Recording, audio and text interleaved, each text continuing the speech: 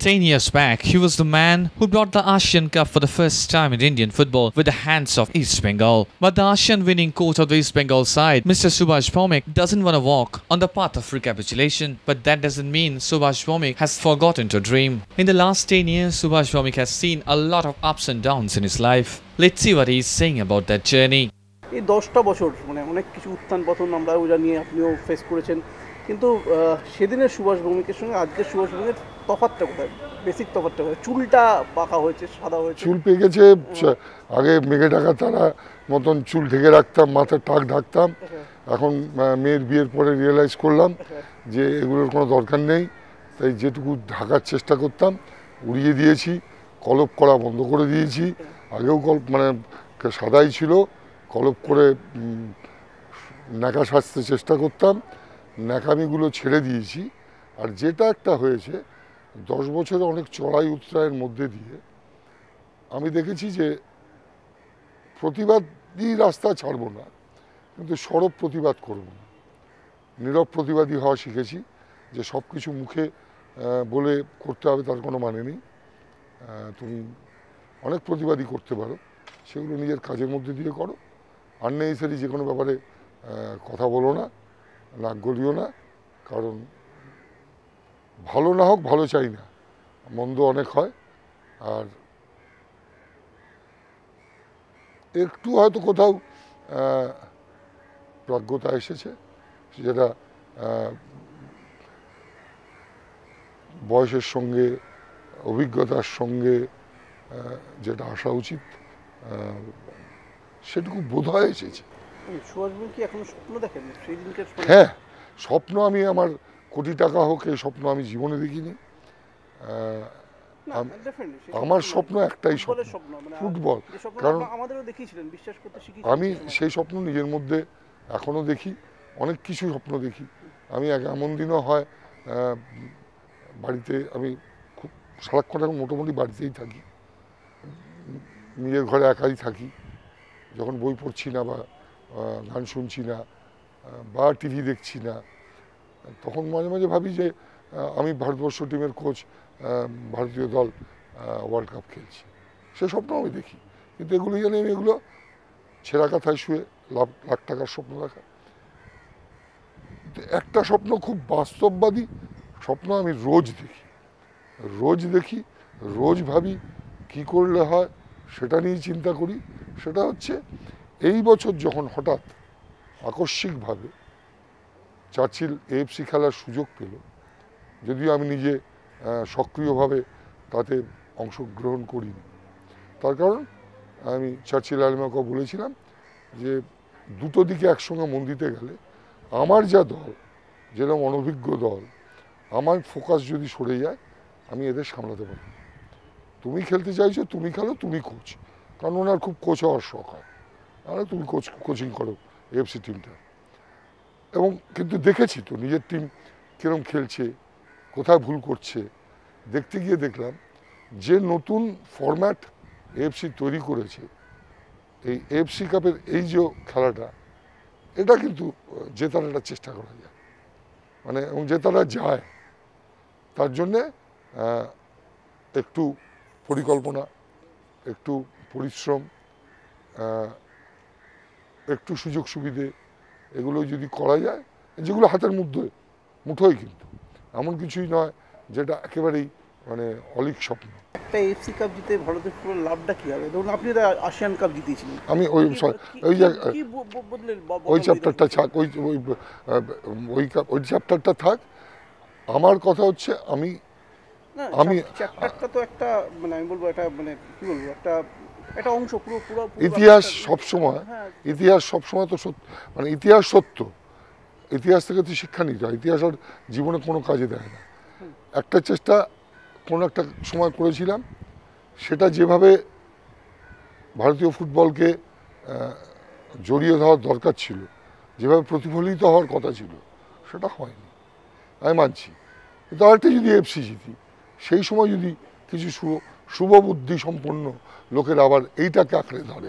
মনে হয় যে ভারতীয় ফুটবলের শুভবুদ্ধি সম্পন্ন এই লোকগুলো আছে যে মানে না না আছে, নিশ্চয়ই আছে। তো ভারতীয় ফুটবল এরকম পেয়েছে, 62তে সোনা জিতেছে, 70-এ গিয়ে ব্রোঞ্জ জিতেছে, আরও কিছু দু একটা ছোটোখাটো সাফল্য নেই একেবারে তা নেই। তো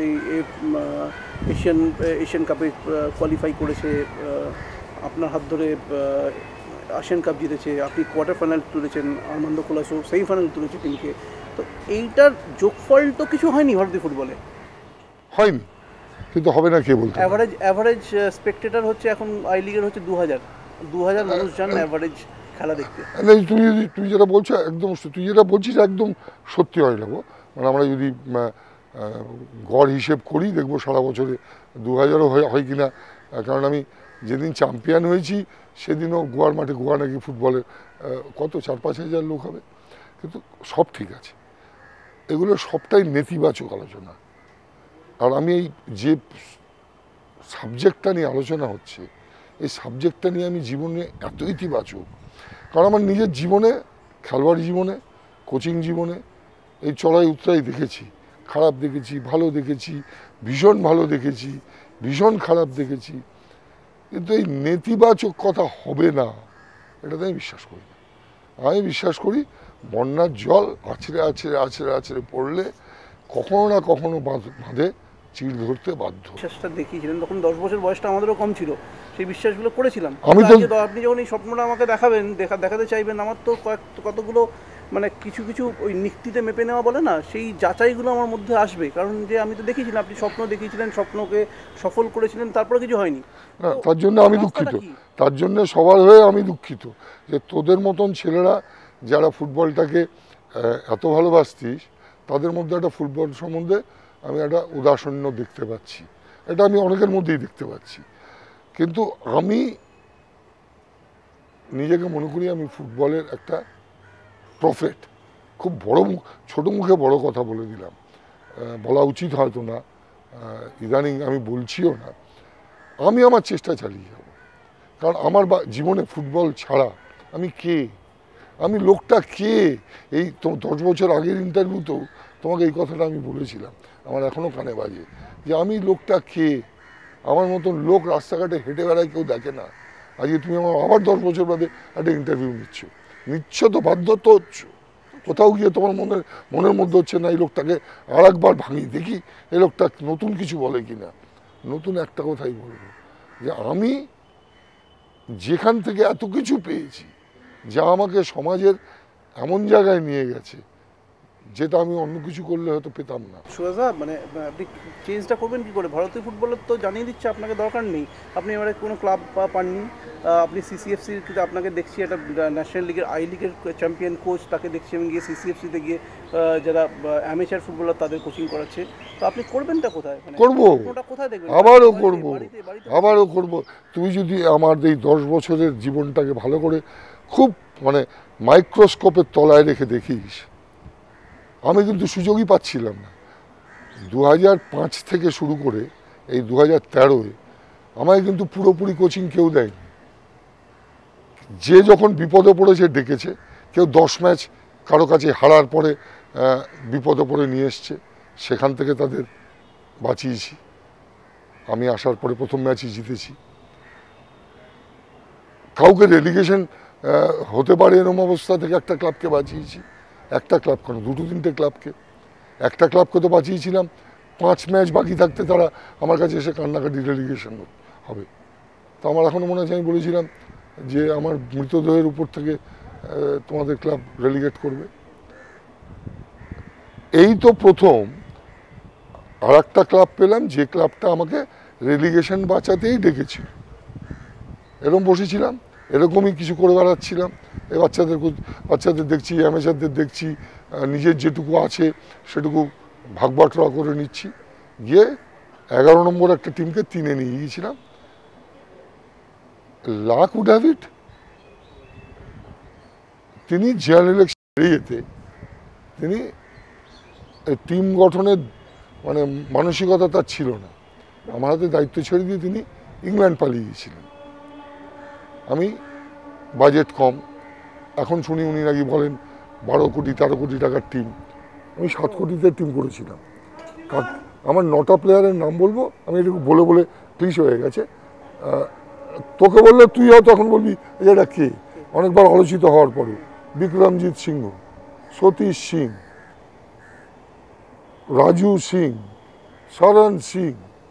এবার বলি দুটো ন্যাশনাল প্লেয়ার আছে, দুটো ন্যাশনাল এই মুহূর্তে দুটো জাতীয় দলের খেলোয়াড় চার্চিলে আছে। তার একজন ড্যানজিল ফ্রাঙ্কো, আরেকজনের নাম লেনি ফার্নান্ডেজ। আমি যখন গিয়ে ধরি টিমটাকে, লেনি আমাকে ড্যানজিল প্রথম দিন বলেছিল, কোচ বেশ কয়েক বছর আগে তুমি সালগাঁওকারে যখন এসেছিলে, আমি যে কমার্স ছিলে তোমার হাত ধরে আমি ইন্ডিয়া টিমে ঢুকেছিলাম, এখন আর সুযোগ পাই না। আমরা মন দাও, এই বছরই হয়তো পাবে। ও গত ন্যাশনাল লিগটা ওই 7-8টা ম্যাচ এমন খেলা খেললো, এবছর জাতীয় টিমে ঢুকলো। লেনি ফার্নান্ডেজ আমি যখন যাই, একটা ইয়াং ভীষণ তরুণ কিন্তু অসাধারণ প্রতিভার ছেলে, এবছর জাতীয় দলে ঢুকে গেল। তো এটাও তো আমার কাছে একটা স্যাটিসফ্যাকশন, এই ছেলেগুলোকে লালন পালন করতে পেরেছি, এটাও তো আমার কাছে একটা বিশাল বিশাল বড় স্যাটিসফ্যাকশন। চ্যাম্পিয়নশিপ ঠিক আছে, কেকের মাথায় চেরি পড়েছে, ঠিক আছে, এইগুলোকে আমি কি করে অস্বীকার করি অভিনব যে, এবং এইটা অস্বীকার করি না বলেই আমি এখনো স্বপ্ন দেখি যে সব কিছু তো চক্রাবৃত্তকারে হয়, সব কিছু, মানে সে তুমি সাহিত্য বলো, শিল্প বলো, সিনেমা বলো, খেলা বলো। তুমি যদি আজকে ভারতবর্ষের যে স্পোর্টসটা এই মুহূর্তে রুল করছে, যারা একটা এখন জাতীয় ক্রীড়া হিসেবে গণ্য হচ্ছে, সৌরভ গাঙ্গুলি অধিনায়ক হওয়ার আগে তুমি সেই ক্রিকেট দলটার কথা ভাবো তো। সে তো ক্রিকেট নিয়ে সবাই হাল ছেড়ে দিয়েছিল, ব্যাটিং পারফরমেন্স লোকে দায়িত্ব নিতে চাইছে না। সেই সময় তখন কতটুকু বয়স, সেই বয়সে দায়িত্ব নিয়ে একটা হ্যাঁচকা টান মেরে ক্রিকেটটাকে কোথা থেকে কোথায় নিয়ে চলে গেল। আজকে যে এত উন্মাদনা, এত লাফালাফি, এত হই হই, তার পেছনে দিয়ে একটা ছেলে, কারণ ও বিশ্বাস করতো। তো আমি ওর মতন করেই বিশ্বাস করতে চাই। ওটা আমার থেকে অনেক ছোটো, আমি ওকে খুব ছোটোবেলা থেকে দেখেছি, ওর কাছ থেকেই শিখছি যে স্বপ্ন মনের মধ্যে রাখলে সুযোগ আসবে, এবং সেইখানে দাঁড়িয়ে তোমাকে কোথাও একটা গিয়ে একটা হ্যাঁচকার টান মারতে হবে। এই হ্যাঁচকার টানটা যদি মারা যায়, একবার হবে না, দুবার হবে না, রবার্ট ব্রুসের কথায় 3বার এবার হতেই হবে। এই যাদেরকে নিয়ে তুই বলছিস, এই লোকগুলোকেই পাল্টাতে বাধ্য করবে, পরিস্থিতি এই লোকগুলোকে পাল্টাতে বাধ্য করবে। যেটা বলছিলাম, IPL আসুক, দেখতে পাবি তুই, যদি IMG আর মন দিয়ে করে, ভাবনা চিন্তা করে করে, আমি আশা করব এত টাকা খরচা করে নিশ্চয়ই তারা ভাবনা চিন্তা করবে। কিন্তু প্রাথমিকভাবে কিছু ভুল ত্রুটি চলছে। প্রাথমিকভাবে তো আপনিও IPL কে বলেছিলেন সার্কাস। আমি কি কথাটা বলেছিলাম খুব মন দিয়ে শুন, আমি যেন এটা একটা যে সার্কাস যেন না হয়। Listen to my word. সেদিনই কাগজে বেরিয়েছে, সেদিনই আমার প্রেস কনফারেন্স, সেই দিনকে আমাকে পশ্চিমবঙ্গের সাংবাদিকরা এই প্রশ্নটা তুলল। এই IPL যেন একটা সার্কাসে পরিণত না হয়। তার কারণ প্রাথমিকভাবে যে প্লেয়ারদের তালিকা আমি শোয়ের মধ্যে দেখেছিলাম, তাদের দেখে বলেছিলাম, আমি নাম করেও বলতে পারি, বাইচুং ভুটিয়া, রেনেডি সিং, সুকুমার সিং, এরা ফুটবল ছেড়ে দিয়েছে। এদের সঙ্গে ফুটবলের কতটুকু যোগাযোগ, একজন ক্লাব চালায়, কখনো কখনো নেমে পড়ে। রেনেডি সিং 10 মিনিট খেলে, সুকুমার সিং সেকেন্ড ডিভিশন খেলার পরে কোনো ক্লাব পায়নি। এই তালিকাটা দেখে হয় না একটা তাৎক্ষণিক প্রতিক্রিয়া, সেই তাৎক্ষণিক প্রতিক্রিয়া আমি জানি যে আবার কি বলেছিলাম, যে ব্যাটিং যেন ঢুকে না পড়ে। কারণ এইখানে আমি একটা জিনিস মনে প্রাণে বিশ্বাস করি, যে যদি তুমি বিপণন করতে চাও, তাহলে 5 55 করা যায়। কারণ সেই চেষ্টাটা যদি হয়, যেটা এখন শুনছি, একদিন পড়ছি, জানছি, শুনছি, হতে পারে, কিন্তু আমার এই ভয়টা কিন্তু রয়েছে। কারণ তুমি যদি আজকে একটা এই শুনছি বিদেশি, শোনো, আজকে ভারতবর্ষ বা সারা পৃথিবীর লোকজনই টেলিভিশনের দৌলতে আমার ছেলে বা তার থেকেও যারা ছোট, আমি আমার ছেলেদের বন্ধুদের সঙ্গে খুব বেশি মতামত আদান প্রদান করি, কারণ এদের কাছ থেকে কিছু শেখার আছে। আমাদের থেকে এরা বেশি ওয়ার্ল্ড ফুটবলটাকে ফলো করে। এরা এখন আমি যে নামগুলো বলবো না বলে দেবে দুমদাম করে, তুই যে নামগুলো জানিস না সেগুলো ওরা তোকে বলে দেবে, কে কোত্থেকে আসছে, কেউ কোথায় দিনপঞ্জিকা বলে দেবে, জীবনপঞ্জিকা বলে দেবে। তো সেইখানে তুমি যদি বুড়ো কতগুলো প্লেয়ারকে নিয়ে এসে ফেলো, হবে না, লোককে এত বোকা বানানো যাবে না। সেই জন্যে আজকে ক্রিকেট আইপিএল এত সাকসেসফুল কেন? তোমার ভারতবর্ষের যারা একদম যারা প্রথম সারির খেলোয়াড় তারা খেলছে, আবার কিছু তলার থেকে ছেলে আসছে, তার জন্য আজকে উমেশ যাদব উঠে এসছে, আজকে ভুবনেশ্বর কুমার আসছে, কিন্তু আর সঙ্গে পৃথিবীর ক্রিস গেল আসছে, ডেল স্টেন আসছে, তখন সেই জন্য আসছে। তুমি যদি আজকে ইয়ান বোথামকে নিয়ে আসো, ব্রায়ান লারাকে খেলাও, বিরাট খেলে যেত ওই আইসিএল না যেটা, কি হলো তাতে? কপিল দেব খেললো, হলো না। আমি এই জন্য বলি যে এটা সার্কাস না হই। সার্কাসটা কেন বলেছি? যে আমি প্রাথমিকভাবে যে তালিকাটা দেখেছি, আজকে যদি পয়লানা রোজের আলভিন জর্জকে নিয়ে এরা স্বপ্ন দেখায়, সেই স্বপ্নটা বিক্রি হতেও পারে, কারণ এটা ঘটনা। ভারতবর্ষ ফুটবলে কোনো আইকন নেই এই মুহূর্তে। বাচুং ভুটিয়া ছিল, শেষ হয়ে গেছে, ও চলে না। তাহলে আমিও চুনি গোস্বামীকে সাজিয়ে গুজিয়ে, প্রদীপ ব্যাজিকে সাজিয়ে গুজিয়ে, বিজয়ানকে সাজিয়ে গুজিয়ে করতে পারি, হবে না। তো এইখানে কিন্তু যদি ঠিকঠাকভাবে এগোয়, তাহলে আই লিগ যেভাবে বিপণন হচ্ছে, জানো আধুনিক যুগে, আমি বলছি যেভাবে হচ্ছে আজকের আধুনিক যুগে, তাহলে একটা মার্সিডিজ বিক্রি করতে গেলেও তার বিপণন করতে হয়। লোকে সবাই জানে মার্সিডিজ ভালো গাড়ি, লাম্বোর্গিনি বাজারে আসছে, তার জন্য বিপণন কিন্তু বন্ধ থাকছে না, যে নামে বিক্রি করে চলে যাবে। তো এই বিপণনটাই তো আই লিগে নেই। কটা ম্যাচ টিভিতে দেখানো হয়, ফেডারেশন কাপ দেখানোই হলো না কতবার। তো এই ভুলগুলোকে শুধরে, কিন্তু আবার ওই যে কথা বললাম, তুমি যদি অ্যালভিন জর্জকে এখন নেইমার বানাতে চেষ্টা করো, হবে না। কিন্তু এমন কিছু প্লেয়ার আনতে হবে যারা খেলার মধ্যে আছে, যেমন ডেভিড বেকহাম, প্যারিস সার্জাতে গত বছর খেলেছে, অত্যন্ত ভালো খেলেছে, তাকে নিয়ে এসো। শুনছি নাকি রোনাল্ডিনোকে আনার চেষ্টা চলছে, আসলে হবে। কারণ তুমি এটা ক্রিকেট আর ফুটবলের মধ্যে অনেক তফাৎ আছে, অনিলাভ তুই ভালো মতন জানিস। একটা টপ ক্লাস ক্রিকেটারের যা দাম, খেলাতে গেলে যে টাকা দিতে হয়, একটা টপ ক্লাস ফুটবলারকে পৃথিবীর আনতে গেলে বিক্রি হয়ে যাবে অনেকে, ঠিক আছে? তুমি নেইমার, মেসি এসব নাম ভুলেই যাও, যে রোনাল্ডিনো আনতেই তোমাকে যা টাকা খরচা করতে হবে। তো এই জন্যেই এটা আমার প্রাথমিক প্রতিক্রিয়া। কিন্তু হতে পারে, কারণ আইএমজি, রিলায়েন্স, যাদের কাছে অর্থ আছে, তারা যদি সঠিকভাবে অর্থটাকে বিপণন করে, বিলি করে, তাহলেই হবে, হবে না। আমি বলেছিলাম যে এটা যেন সার্কাসে না পরিণত হয়। That was my statement. আপনি অ্যাভেলেবল? হ্যাঁ, যদি দেখি ঠিকঠাক, ওই কতগুলো বুড়োকে নিয়ে তামাশা করতে আমি রাজি।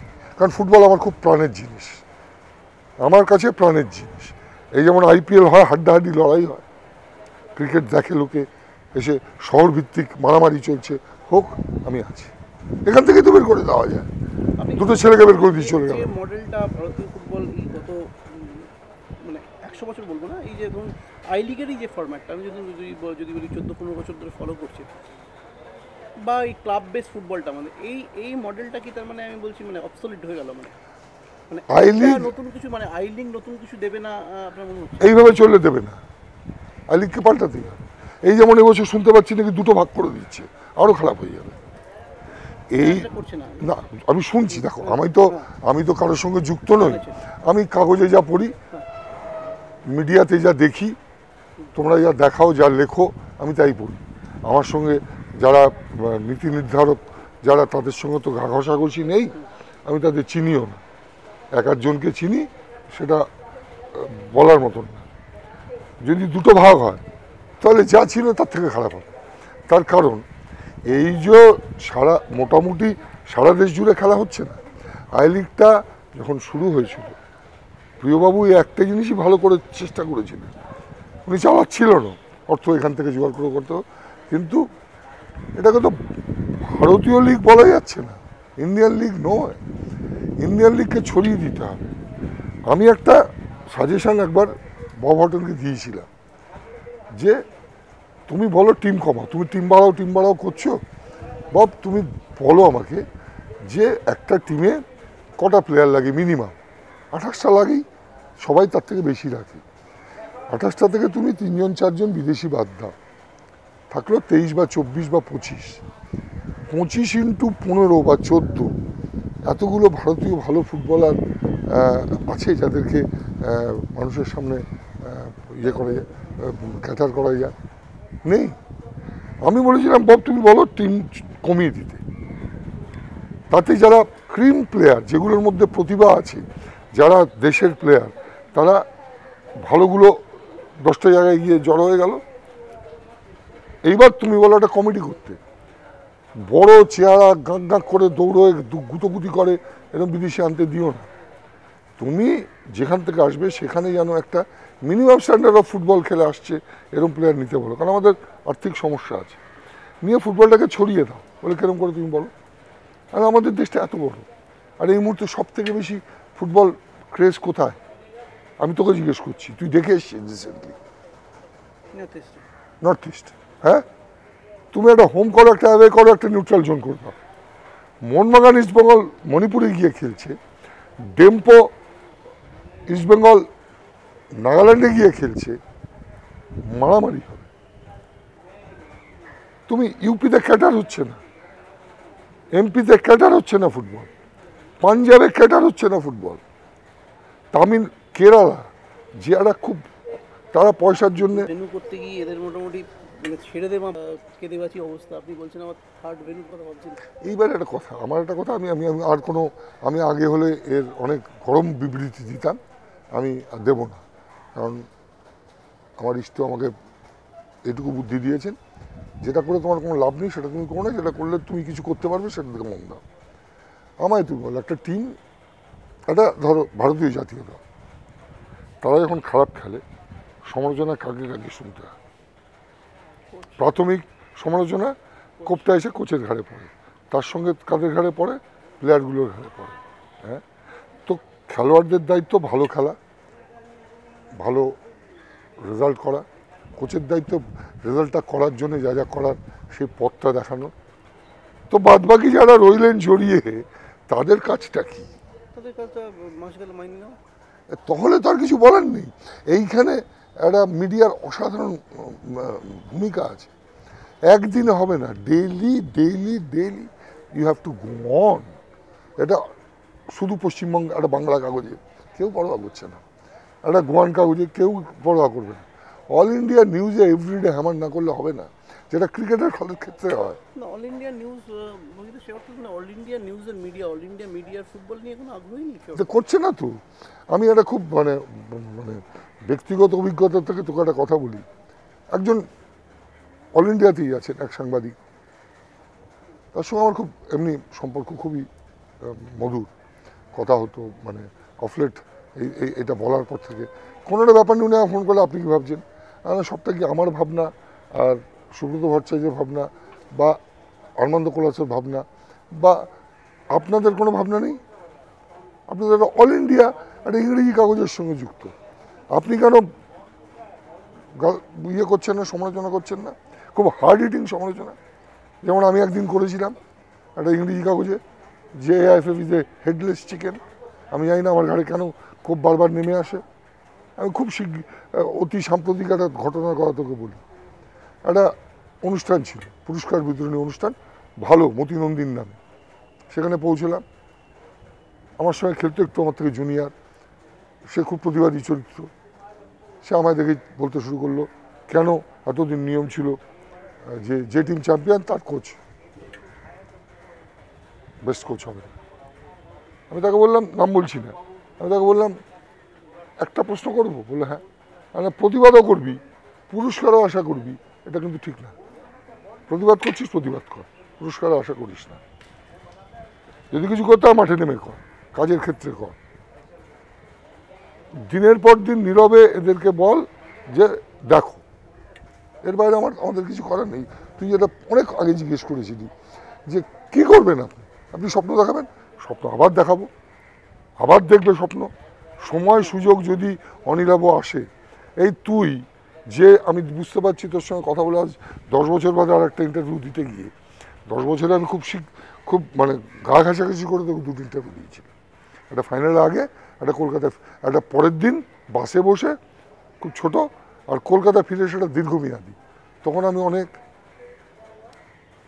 প্রতিবাদী কথাবার্তা বলেছিলাম, এগুলো বলবো না। আমার প্রতিবাদটা কোথাও হবে জানিস? আমি তোকে আজকে দেখলাম, তোর মনোভাব বুঝলাম।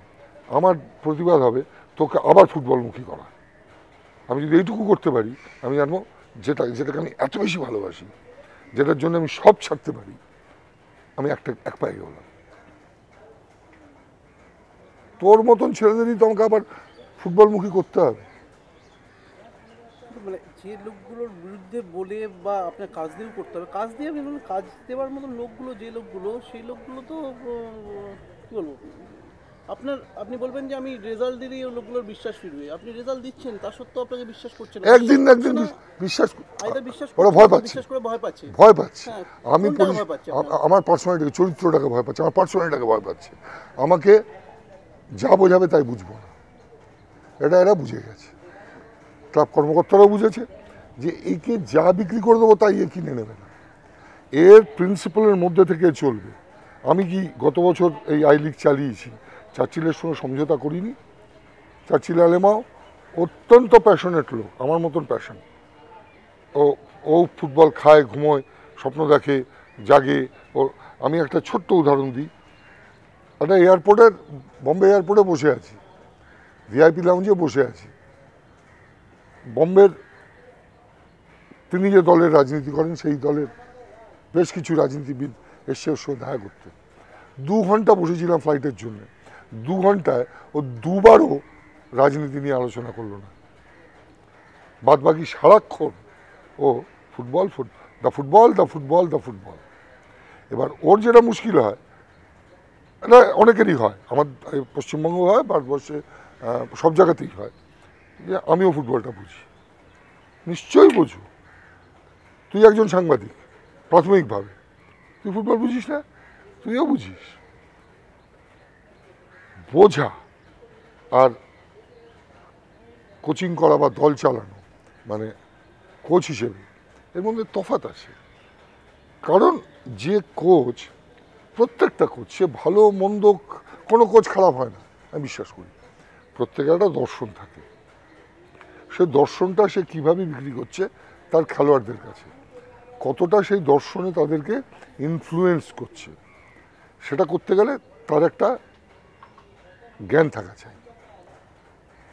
সেই জ্ঞানটা বেশিরভাগ লোক গিয়ে শেখে। আমার মতন যারা সুযোগ পায়নি, আমরা বই পড়ে, দেখে, ঘুরে ঘুরে শিখি। কিন্তু নিজের মস্তিষ্ক এবং হৃদয় থেকে সেই দর্শনটাকে তৈরি করতে হয়, এবং সেই দর্শনটা বিক্রি করা কিন্তু খুব কঠিন। আমি বললাম এইটা হবে, আমার খেলোয়াড়রা বিশ্বাস করে নিল, এটা হয় না। এই ব্যাটারা বিশ্বাস করতে, আমি যখন খেলোয়াড় ছিলাম, আমার কোচ যা বলতেন আমি তাই শুনতাম, বিশ্বাস করতাম না। বিশ্বাস করাতে গেলে তাদের পেছনে লেগে থাকতে হবে, তাদেরকে বোঝানোর চেষ্টা করতে হবে। চাচিল কী হলো, চাচিল ইন্টারফেয়ার করা শুরু করে। কীরকম ছোট্ট একটা উদাহরণ দিই, একটা ম্যাচ ফার্স্ট হাফে 3 গোলে জিতছি, সেকেন্ড হাফে 3-1 জিতছি, সেকেন্ড হাফে একটা ম্যাচটা 5-2 হল। আমি অল আউট অ্যাটাকে গেলাম, গিয়ে 8-2 হয়ে গেল। এই যখন অল আউট অ্যাটাকে চলে গেছি, যখন আমি প্লেয়ারদের হাফটা আমি বুঝিয়েছি, এইবারে অল আউট যেতে যেতে ওদের মধ্যে এইটা কাজ করলো না যে 8 গোল হয়ে গেছে, এবার একটু কোথাও গিয়ে রথের দড়িতে টানটা আলগা করি। ওরা চলছে তো চলছেই, পরপর 2টো গোল ডাইং মোমেন্টে খেয়ে গেল। 8-4 রেজাল্ট, ও মাঠে ঢুকে দাপাতে শুরু করলো। এটা কেন 4 গোল খাবো, 8 গোল দিয়ে আমি 8 গোলে জিতবো, মানে একটা বাচ্চা ছেলের মতো করে। কিন্তু লোকটার প্যাশন দেখেছি আমি, যখন 5 মাস মাইনে দিতে পারছে না, যখন প্লেয়ারদের খাওয়ার পয়সা নেই, যখন আমি জানি যে কি করে আমি চলছি এদের নিয়ে, আমি যদি দেখতাম লোকটা উদাসীন, লোকটার কোনো হেলদোল নেই, টিম জিতে চলেছে, পয়সা দিচ্ছি না, ঠিক আছে, আমি ওর দুঃখটা দেখেছি, আমি ওর ভেতর থেকে একটা কষ্ট দেখেছি। I like it. একটা ফ্যামিলি এত বছর ধরে এতগুলো কোটি টাকার ইনভেস্ট করেছে ভারতীয় ফুটবলের জন্য, তো বড় তো ব্যাপার। এখানেও তো আমাকে অ্যাডজাস্ট করতে হয়েছে, কিন্তু অ্যাডজাস্ট করেছি কোন মুহূর্ত পর্যন্ত, যে মুহূর্ত পর্যন্ত দেখেছি যে আমার টিমের ক্ষতি হবে না। আমার খেলার যেদিন দেখেছি যে ও টিমের ক্ষতি করে দিতে গেছে, সেদিন পা রেখে দিয়েছি আমি জমিতে। যেদিনকে লাস্ট মোহনবাগান ম্যাচ, লাস্ট না, যে ম্যাচটাতে চ্যাম্পিয়ন হলো, আমাকে জোর করলো একজনকে খেলানোর জন্য, আমি ওকে পই পই করে বোঝালাম 3 দিন ধরে। সেই খেলোয়াড় গিয়ে তার কাছে বসে আছে, আমাকে খেলাতে বলো, আমাকে খেলাতে বলো, আজ আমি খেলাবো না, কারণ ওই মুহূর্তে আমার জন্য ও যা দেওয়ার সবটুকু দিয়ে দিয়েছে টিমের জন্য, আমি যা নেওয়ার নিয়ে নিয়েছি, এই মুহূর্তে ওর দেওয়ার কিছু নেই। আমার টিম যেভাবে চলছে এইখানে ও পারবে না, রিদিম রাখতে পারবে না, ওর অসুবিধা হবে। কিন্তু একটা প্রেসিডেন্ট যখন বাড়িতে চলে আসলেন খেলার আগের দিন দুপুরবেলা, যে কোচ তোমাকে যে রিকোয়েস্ট করছি, then it becomes his wish as my command. খেলা না, আমি প্ল্যান বি এবং সি রেডি করলাম, আমি জানি হবে না, এবং প্ল্যান এতে যখন আমি পিছিয়ে পড়লাম, আমি যখন বিরোধীতে বললাম যে আমাকে চেঞ্জ করতে দাও, ও বলল ন, আমি তখন প্ল্যান বিতে গেলাম ওকে আরও একটু ফাঁকা করে দেওয়ার জন্য। আমি তাতেও যখন পারছে না, 15 মিনিট ওয়েট করে আমি প্ল্যান সিতে গেলাম, এবং প্ল্যান সির সময় আমি ওর কোনো কথা শুনলাম না, ওকে ইগনোর করলাম, কারণ তো সেই মুহূর্তে আমার কাছে আমার টিমের সাফল্য আগে। এই ইগনোর করাটাও পছন্দ করলো না। উনি আমাকে কন্ট্রাক্টার জায়গায় বললেন যে যা চাইছে তোমার অর্থকারী, তোমার সাহায্য, কিন্তু প্লেয়ার চেঞ্জ করতে গেলে আমার পারমিশন দিতে হবে। এটা আপনার কন্ট্রাক্টে লিখলো ফার্স্ট পেজে। আমি যদি দুষ্টু লোক হতাম, ও সেকেন্ড পেজে এক জায়গায় লিখছে, তুমি যদি এগুলো না মানো তাহলে তোমাকে আমরা ছেড়ে দেবো, কিন্তু তোমাকে ফুল কম্পেনসেশন দিয়ে দেবো। আমার পুত্র বললো বাবা সই করে দাও কন্ট্রাক্টটা। আমার কেন রে? আমি বললো এই ক্লাসটা দেখ পড়নি তুমি, তাহলে কোন ক্লাসটা? আমি ওটা দেখি, আমি ওই প্রথম পাতার ওই লাস্ট ক্লাসটা দেখে টিম করতে হবে, ওর সঙ্গে আলোচনা করতে হবে, এই করতে হবে, সেই করতে হবে, এগুলো মানছি। যেই দেখলাম যে টিম চেঞ্জ করতে গেলে ওর সঙ্গে কথা বলতে হবে, ওর পারমিশন নিতে হবে, আমি আর সেকেন্ড পাতায় গিয়ে আমার অর্থকরী ব্যাপারটা তো ঢুকিনি। যেখানে গিয়ে পরে দেখলাম সেটাও তিনি বাড়িয়ে দিয়েছেন, আমি যা চেয়েছি যা পেয়েছি তার থেকে বাড়িয়ে দিয়েছি। কিন্তু আমি ওই ক্লাসটা আর পড়িনি, যেখানে বলছে যে তুমি যদি এইগুলো না মানো তাহলে তোমাকে আমরা সরিয়ে দেবো, এবং সরিয়ে দিলে তোমার পুরো বছরের কম্পেনসেট করে দেবো। আজকালকার আমার ছেলে বললো বাবা এক্ষুনি সই করে দাও, তার মানে বলে তুমি 2 মাস বাদ থেকে ঝামেলা শুরু করো না, ও সব কথা ইগনোর করো, তাতে ওরা সরিয়ে দেবে, তুমি টাকাটা নিয়ে বাড়ি চলে যাবে। একদম বদমাইশ, বেরো এখান থেকে। আমি করলাম না। আমার কথা হচ্ছে আমায় কাজ করতে দাও, দায় আমার, দায়িত্ব আমার। দায়িত্ব যখন আমায় দিয়েছো, আমি পুরো দায় আমি নিয়ে নেবো। আপনি এই সুযোগটা যেভাবে চার্চিলে তো আপনার কাছে মানে কোনো ফিনান্স ছিল না, তার মধ্যে একটা টিমকে দাঁড় করেছেন জুনিয়র ছেলেদের নিয়ে, কিন্তু রিসেন্ট পাস্টে আপনাকে এই সুযোগটা বোধহয় খানিকটা ইস্টবেঙ্গল ক্লাব দিয়েছিল, যে বছর আপনি রমেশ দায়ুক থেকে আরম্ভ করে বেশ কিছু বিদেশি রিক্রুট থেকে আরম্ভ তাদের করে টিকতে দিলে কোথায়? বললো লেবানন থেকে প্লেয়ার আনা যায় না। এই বছর তো আমি ভারতবর্ষের বেস্ট বিদেশিটাকে এনে দিয়েছিলাম, আমি আনিনি, আমার ছেলে এনেছিল।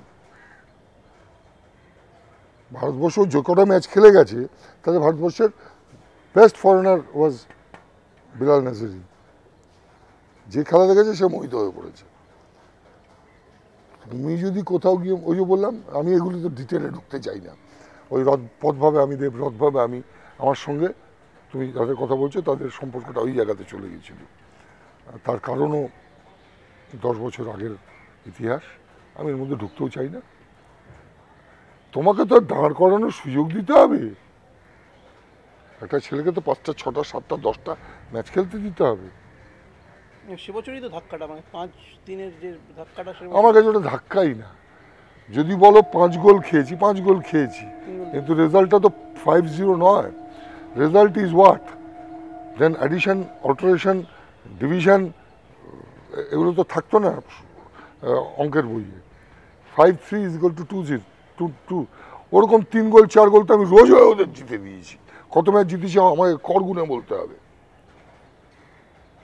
তার আগের ম্যাচটাই তো 3 গোলে জিতে দিয়েছি।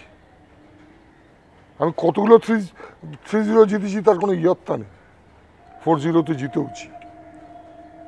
এটা কোনো কথা। কথাটা হচ্ছে যে যারে দেখতে নারী তার চরণ দেখা। এই জায়গাটা পৌঁছলো কেন? কে পৌঁছলো? এইটা হলে আগে অনিরাবত তোকে দুম করে আমি কি দরকার ভুলে যায় না। ইতিহাস থেকে শিক্ষা নিতে হয়। আমার দোষ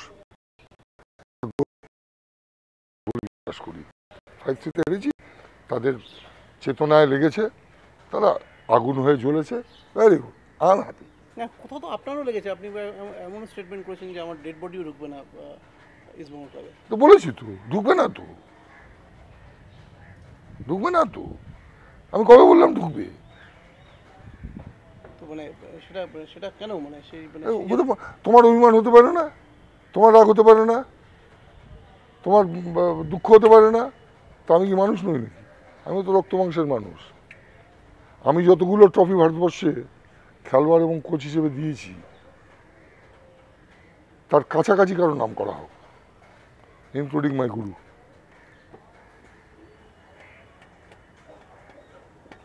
তা এগুলো আমি প্রফেশনাল ম্যান, পেশাদার।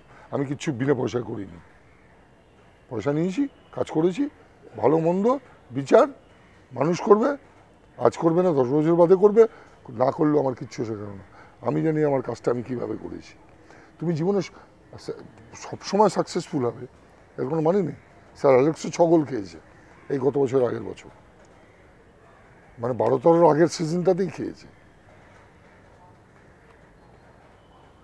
মরিনো এবছর কী হয়েছে বরুসিয়া ডর্টমুন্ডের এগেইনস্টে? বার্সেলোনার কী হলো? তুমি সবসময় রাজত্ব করবে, কোথাও গিয়ে তোমার রাজত্বের এই যে 5-0 myth, it will be broken one day. এটাও ভাঙবে। কোনো রেকর্ড পৃথিবীতে অক্ষত থেকেছে?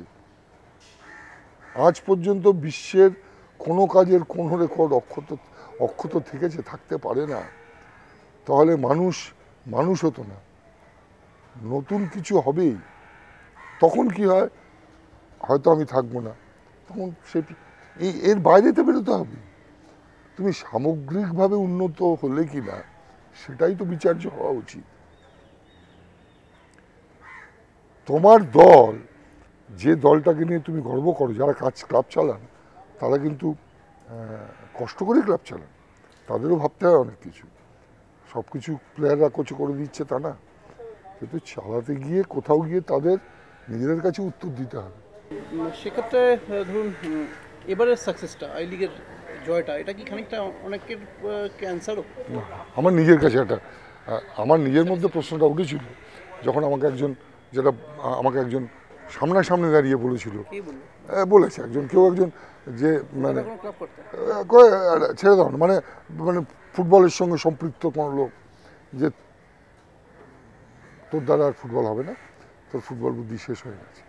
তারপরে কোনো আর কাগজে তার আগে পড়েছিলাম, তারা লিখছে যে কেউ বলছেন যে ওরা নতুন করে কিছু দেওয়ার নেই।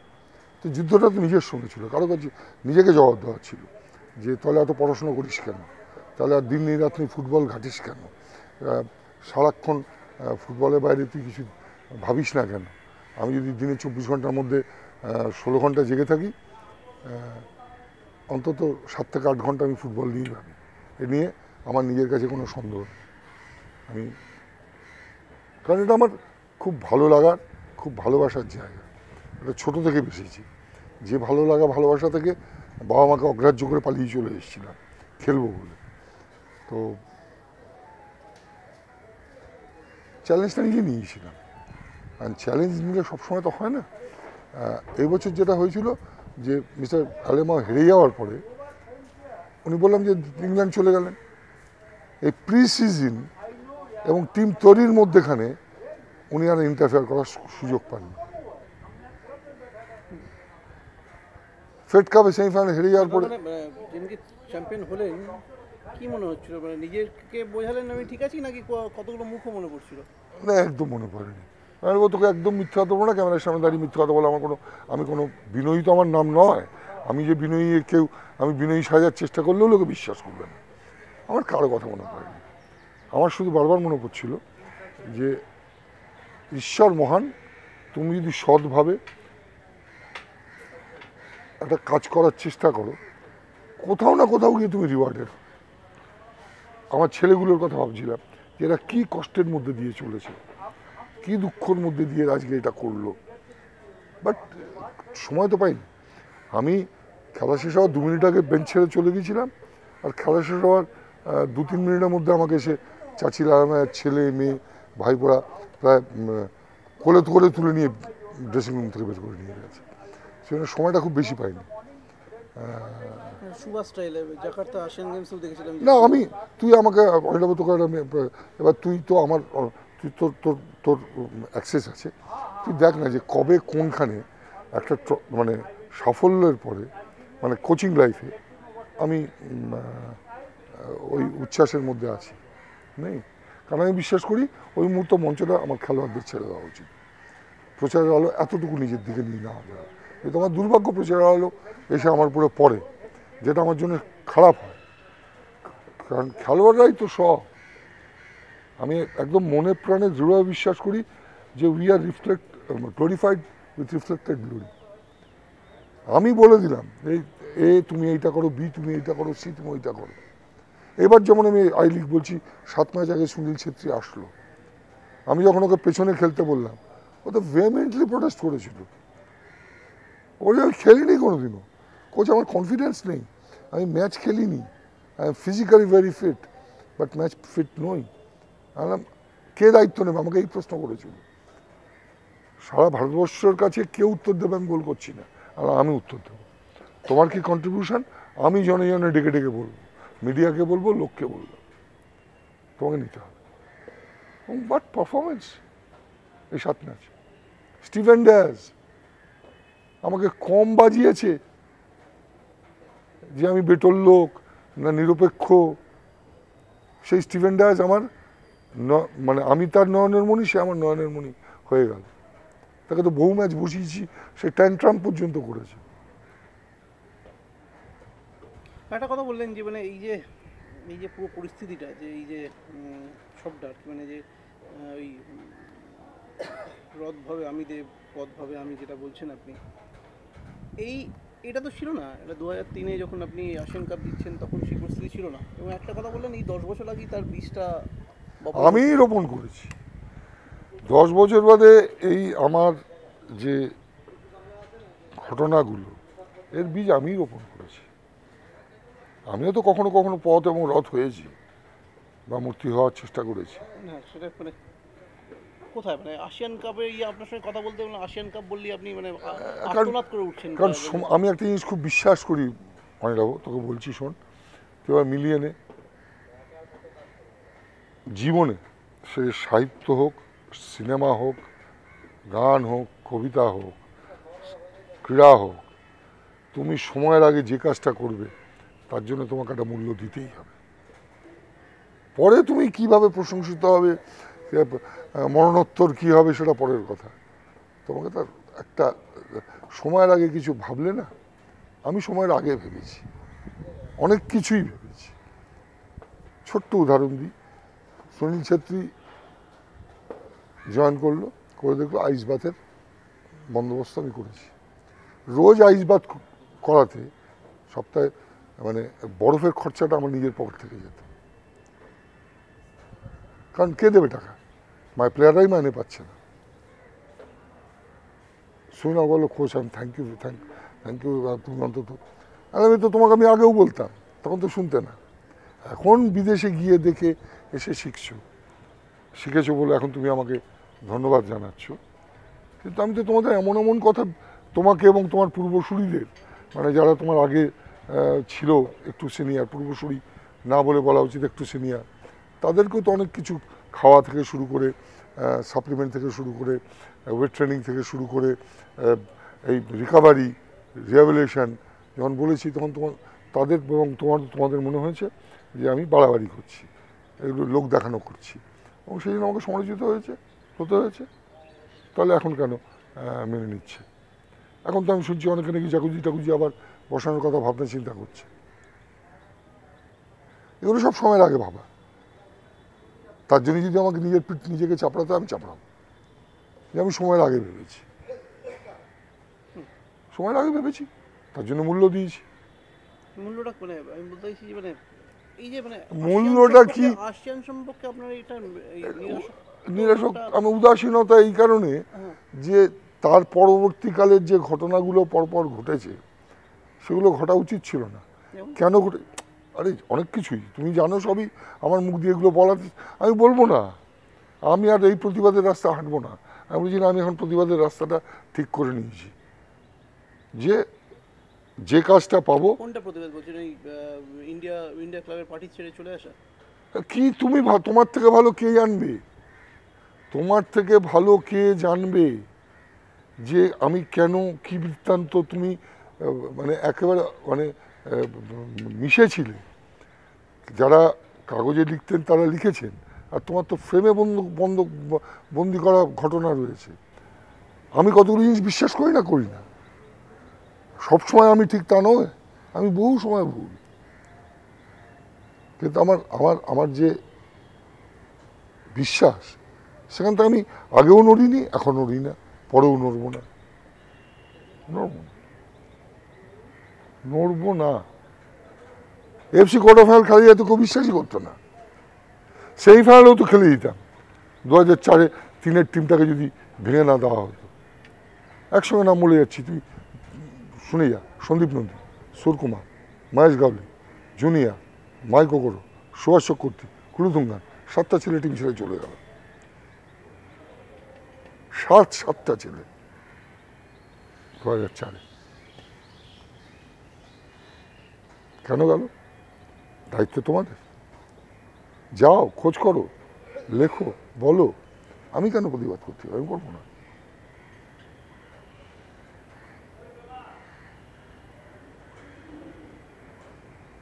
কেন এগুলো হলো? হয়তো আমার দোষও হয়েছে, সেই জন্য আর দোষগুলো করি না। এখন চিৎকার চাচমিচি করি না। তার ছেলের সঙ্গে আসার আগের দিনও অত্যন্ত বন্ধুত্বপূর্ণ সহবাস ঘটেছে। তার বাড়িতে নেমন্তন্ন ছিল, আমার সস্ত্রী সপুত্র, তার বাড়িতে গেছি, রাত্রেবেলা খাওয়া দাওয়া করেছি। 26শে মে গোয়া ছেড়েছি, 25শে মে তার বাড়িতে রাত 1:30-2টো পর্যন্ত ছিলাম। 26শে জুলাইটা এলে কোনোভাবে মানে মনে পড়ে কিছু? আমার মনেই পড়ে না। তোরা আমায় মনে করাতে চেষ্টা করিস, আমি সে মনে করা থেকে বেরিয়ে যাই। কবে ঘি খেয়েছি গন্ধ শুকে, লাভটা কি? আর একটা যদি কিছু করি, আমার কথা হচ্ছে সুভাষ, চড়ই বেতি ভাব না। স্বপ্ন দেখতে গিয়ে পয়সা খরচা করতে হচ্ছে, কাউকে তোকে পয়সা দিতে হচ্ছে, আমাকে দিতে হচ্ছে না তো। আমি দেখছি স্বপ্ন, যদি একটা সুযোগ আসে, যদি একটা আসে, ঝাঁপিয়ে পড়বো। হবেই যে তার কোনো মানে নেই, হতেও পারে। হলে মরেও শান্তি। এই জীবনে আর কি চাই আমার? মানুষ জন্মায় একটা পারপাস নিয়ে। আমি ইঞ্জিনিয়ার হব, আমি ডাক্তার হব, আমি উকিল হব, আমি সমাজসেবী হব, আমি রাজনীতিবিদ হব, আমি পাইলট হব, আমি ক্রিকেট প্লেয়ার হব, আমি হকি প্লেয়ার হব, আমি সাংবাদিক হব। তার সর্বোচ্চ স্তরে যাওয়ার তুমি চেষ্টা করবে। আমি খেলোয়াড় হিসেবে জন্মগ্রহণ করেছি, চেয়েছি, মানুষ হিসেবে জন্মগ্রহণ করেছি। প্রথমে খেলোয়াড় হতে চেয়েছি, খেলোয়াড় হতে চেয়ে গিয়ে খেলোয়াড়ি জীবনে যা যা চেয়েছিলাম সব পেয়েছি। আমি পুরস্কারের তোয়াক্কা করি না। আমাকে কে পুরস্কার দিল, কে দিল না, আমি এগুলো চিন্তাই করি না। আমি যখন জানবো যে আমি মানসিকভাবে শান্তি পেলাম, যেটা করতে চেয়েছিলাম আমি করে ফেলেছি, আই হ্যাভ অ্যাচিভড ইট, আমার পুরস্কার জোর হয়ে যায়। আমাকে অনেকে বলে আপনি অর্জুন পাননি, আপনি অমুক পাননি। আমি ভীম পুরস্কার পাইনি তো অর্জুন অনেক বড় পুরস্কার। তো তারপরে কোচিং জীবন, খেলোয়াড়ি জীবন থেকে কোচিং, তারপরে একটা আগ্রহ জন্মালো, আসলাম। আমার তো শুরুটাই ফেলিয়ার দিয়ে। Failure is the pillar of success. আমি বোধহয় তার জলজান্ত উদাহরণ। করতে করতে করতে করতে করতে করতে গিয়ে পেলাম, ধাক্কা পেলাম, পড়লাম, আরও অনেক দুর্ঘটনায় জড়ালাম, সেখান থেকে বেরোলাম, আবার যেটাকে ভালোবাসি সেটা নিয়ে জড়িয়ে পড়লাম, কারো কাছে পাঁচ ম্যাচ, কারো কাছে কয়েক মাস, পরিস্থিতি দৌড় করাচ্ছে। কেউ বলে, যেটা আগেও বলেছি, 9 ম্যাচ 10 ম্যাচ হারার পরে যখন প্রেশারে পড়ে আমাকে নেওয়া হলো, আমি গিয়েই ঈশ্বরের পরম করুণা 3 গোলে ম্যাচ জিতলাম। হ্যাঁ, সবটাই মানছি, কিন্তু আপনার কি মনে হয় এই প্র্যাকটিক্যাল সেন্সে এই যে স্ট্রাকচারে ফুটবলটা চলে, যেভাবে আমাদের এখানে ফুটবলটা, এই যে ধরুন কোথাও চার্চিল আলানো, কোথাও রামশ্যাম যদুমধু। না, আমার দুর্ভাগ্য তোকে বলে দিচ্ছি, আমি একটা ডেম্পো স্পোর্টস ক্লাব পেলাম না, যেখানে 13 বছর একটা লোক কোচিং করিয়ে 5টা আই লিগ নিয়ে অত্যন্ত সফল, এ নিয়ে কোনো দ্বিমত নেই। কিন্তু সেমিফাইনালে আটকে গেলাম, তারপরে আর যেতে চেষ্টা করলাম না, ফাইনালটা জিততে চেষ্টা করলাম না। আমি হলে এটা হতে দিতাম না, আমি নিজে চাবুক মারতাম। আমি এরকম পেলাম না, যে কেউ নাক গলায়নি, ডেম্পো স্পোর্টস ক্লাবে কেউ নাক গলায়নি। হ্যাঁ, এই 10 বছর আক্ষেপের একটা বড় জায়গা এটা। ভীষণ বড় আক্ষেপ, ভীষণ বড় আক্ষেপ। ভারতীয় টিমের কোচিংয়ের কোনোভাবে ভাবায় তো বটেই, এই যে হবে না, হচ্ছে না, মালদ্বীপকে হারাতে পারি না, এটা তো হতে দিতাম না। মালদ্বীপকে হারাতে পারি না, আমি বিশ্বাস করি না। আমি বিশ্বাস করি সিঙ্গাপুর, মালয়েশিয়া, মালদ্বীপ, মায়ানমার, এদেরকে হারানো যায়। এই যে বর্তমান ভারতীয় দলটা খেলে, সবকটা বেস্ট ছেলে কি খেলে?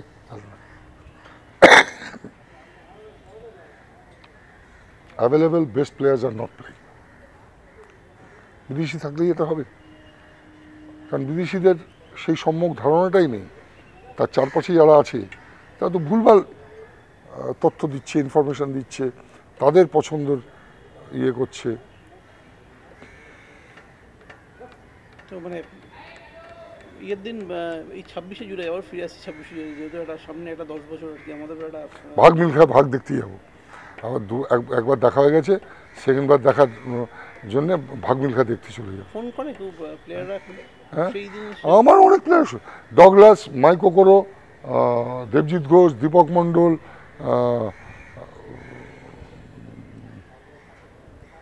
সুভাষ চক্রবর্তী, মামা, সন্দীপ নন্দী, সন্দীপের সঙ্গে তো ছেলে অনেক প্লেয়ার আছে যারা আমার সঙ্গে প্রচুর যোগাযোগ রাখে, প্রচুর যোগাযোগ। বিজেন সিং। 26শে জুলাই কোনোভাবে আসিয়ান কাপটা আর ফিরে আসবে না। না, আসিয়ান কাপের মতন আরো বড় কিছু ফিরতে পারে তো। 26শে জুলাই, এই 26শে জুলাই কোথাও আমার কাছে কোনো মূল্য নেই, কোনো মূল্য নেই। ইতিহাস ঘটে গেছে, নতুন ইতিহাসের কথা ভাবতে হবে, নতুন কিছু করার কথা ভাবতে হবে। আমার কাছে সেখানে এফসিটা সুযোগ হয়তো পাবো না, কারণ আমি যেভাবে চলি, যেভাবে চলতে চাই, দেবে না, দেবে না সব। আমার তো আর মার্সিডিজ কেনার শখ নেই, আমার একটা পোর্শে কেনার শখ নেই, আমার একটা ল্যাম্বরগিনি কেনার শখ নেই।